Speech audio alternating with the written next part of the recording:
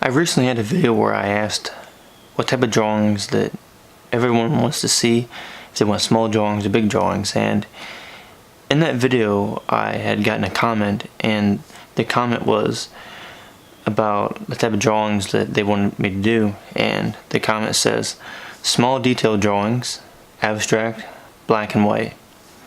And I always liked drawing really detailed. I've always liked abstract, and I've always liked black and white drawings. And the reason I like black and white drawing is because I can make things more complex and complicated.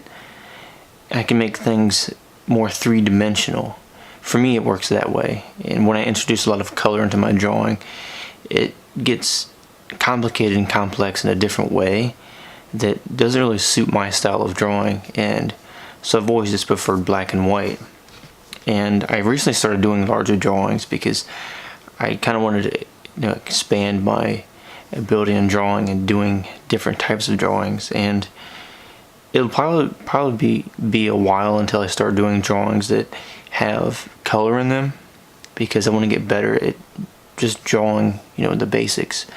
And so small detailed drawings, well, that would depend on what size you're talking about. Are you talking about something smaller than the standard paper in a sketchbook, or are you talking about something that's the size of a post-it note, or something even smaller than that?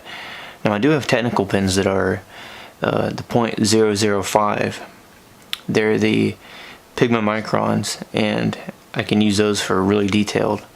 But I did have an idea for drawing something more detailed than that, and that would be if I got a piece of metal, such as a wire or something, and I was to file it down and to sand it down to a really, really tiny point.